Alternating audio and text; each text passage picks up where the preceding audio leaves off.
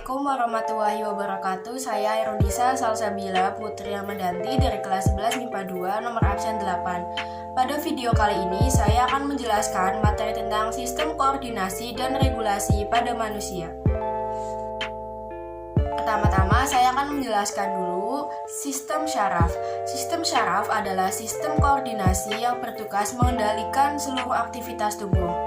Cara kerja sistem syaraf adalah menerima dan meneruskan rangsang ke pusat syaraf, misalnya otak atau sumsum tulang belakang. Yang pertama pada sistem syaraf adalah sel syaraf atau neuron. Neuron merupakan sel-sel yang mengirimkan impuls syaraf ke bagian-bagian sistem syaraf. Neuron tidak mengalami pembelahan sehingga tidak dapat diganti jika sudah mati atau rusak. Struktur neuron ada 3 bagian. Yang pertama adalah badan sel, yang kedua ada dendrit, dan yang ketiga ada neurit. Macam-macam neuron. Menurut fungsinya, neuron dibagi menjadi 3 bagian. Yang pertama ada neuron sensorik, berfungsi untuk mengantarkan impuls dari reseptor atau alat indera ke susunan syaraf pusat. Yang kedua ada neuron motorik, fungsinya untuk menghantarkan impuls motorik dan dari susunan syaraf pusat ke efektor. Dan yang ketiga ada neuron asosiasi, yaitu penghubung antara neuron motorik dan neuron sensorik. Berdasarkan strukturnya, neuron dibagi menjadi 3 bagian lagi. Yang pertama ada neuron multipolar, yang kedua ada neuron bipolar, dan yang ketiga ada neuron unipolar. Yang kedua ada mekanisme penghantar impuls. Yang pertama, pengantaran impuls melalui sel syaraf. Pengantaran impuls baik yang berupa rangsangan maupun tanggapan melalui serabut syaraf atau akson terjadi karena perbedaan potensial listrik antara bagian luar dan bagian dalam sel. Pada waktu sel syaraf beristirahat, kutub positif terdapat di bagian luar dan kutub negatif terdapat di bagian dalam sel syaraf. Bila impuls telah lewat, maka untuk sementara serabut syaraf tidak dapat dilalui oleh impuls karena terjadi perubahan potensial kembali seperti semula. Yang kedua ada pengantaran impuls melalui sinapsis. Sinapsis adalah sambungan antara terminal akson salah satu neuron dengan neuron lain. Pada sinapsis terdapat celah yang disebut sinaps. Pengantaran impuls syaraf melewati sinapsis dibantu oleh senyawa kimia yang disebut neurotransmitter. Neurotransmitter diproduksi oleh neuron sinapsis dan disimpan di dalam kantong prasinaps. Jadi, cara pengantaran impuls dari syaraf motor ke otot yaitu di antara syaraf motor dan otot terdapat sinapsis berbentuk cawan dengan membran prasinapsis dan membran postsinapsis yang berbentuk dari sarkoima yang mengelilingi sel otot. Prinsip kerjanya sama seperti sel-sel pada umumnya. Yang ketiga, susunan sistem syaraf pada manusia.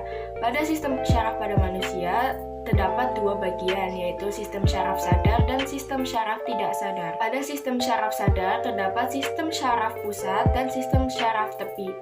Dan yang pertama yang akan saya bahas terlebih dahulu yaitu sistem syaraf pusat. Sistem syaraf pusat terdiri atas otak dan sumsum tulang belakang. Otak merupakan pusat pengaturan aktivitas tubuh. Otak dibungkus oleh 3 membran pelindung yang disebut meninges. Lapisan terluar disebut true matter, lapisan tengah disebut arachnoid, dan lapisan terdalam disebut pia mater. Yang kedua adalah sumsum tulang belakang. Sumsum tulang belakang merupakan kelanjutan sumsum lanjutan dan terdapat pada ruas-ruas tulang belakang. Dan selanjutnya ada sistem syaraf tepi. Sistem syaraf tepi menghubungkan semua bagian tubuh dengan pusat syaraf. Sistem syaraf tepi manusia terdiri atas 31 pasang syaraf spinal atau syaraf tulang belakang dan 12 pasang syaraf kranial atau syaraf kepala. Selanjutnya ada sistem syaraf tak sadar. Sistem syaraf tak sadar bekerja otomatis dan tidak bekerja di bawah kehendak syaraf pusat. Sistem syaraf otonom dibedakan menjadi sebagai berikut.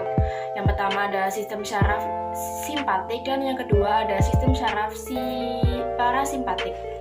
Pada sistem koordinasi dan regulasi pada manusia yang bagian kedua ada sistem endokrin. Sistem endokrin mengatur aktivitas tubuh dengan cara melepaskan atau menyekresikan senyawa kimia yang disebut hormon. Hormon dihasilkan dalam jumlah sedikit oleh kelenjar endokrin. Hormon bekerja sama dengan sistem syaraf, berfungsi mengatur pertumbuhan, keseimbangan internal, reproduksi, dan tingkah laku. Selanjutnya, yang ketiga adalah sistem indera. Yang akan saya bahas terlebih dahulu yaitu mata. Mata berfungsi sebagai fotoreseptor, yaitu mendeteksi atau mengenali stimulus berupa cahaya. Mata berbentuk agak bulat, dilapisi oleh 3 lapis jaringan yang berlainan, yaitu lapisan luar, lapisan tengah, dan lapisan dalam mata. Sistem indera kedua yaitu hidung. Indera pembau pada manusia adalah hidung.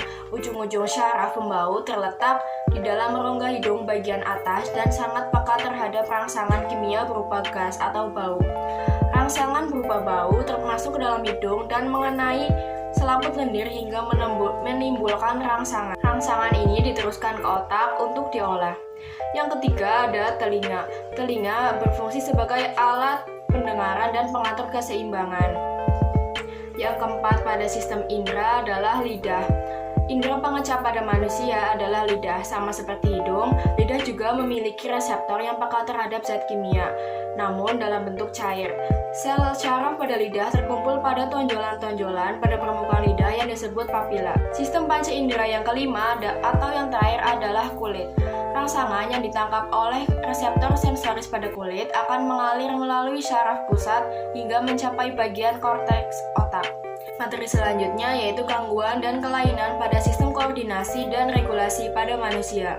Yang pertama adalah gangguan pada sistem syaraf manusia. Contoh penyakitnya adalah meningitis, hidrosefalus, penyakit Parkinson, penyakit Alzheimer, penyakit gagal otak, epilepsi, dan neuritis. Selanjutnya, gangguan pada sistem endokrin manusia. Contoh penyakitnya adalah kekurangan hormon somatotropin, yang kedua adalah kelebihan hormon ADH, yang ketiga kekurangan hormon tiroksin, dan yang keempat adalah kekurangan paratormon, dan yang kelima adalah kelebihan hormon adrenalin. Selanjutnya, gangguan atau kelainan pada sistem indera manusia. Contoh penyakitnya adalah miopi atau rabun jauh. Yang kedua adalah hipermetropi, kandas tampak seperti bulatan putih, tebal dan bersisik, tuli konduktif. Selanjutnya yaitu mimisan, ada anosmia, dan lain-lain. Sekian presentasi dari saya, mohon maaf bila ada kekurangan. Terima kasih, wassalamualaikum warahmatullahi wabarakatuh.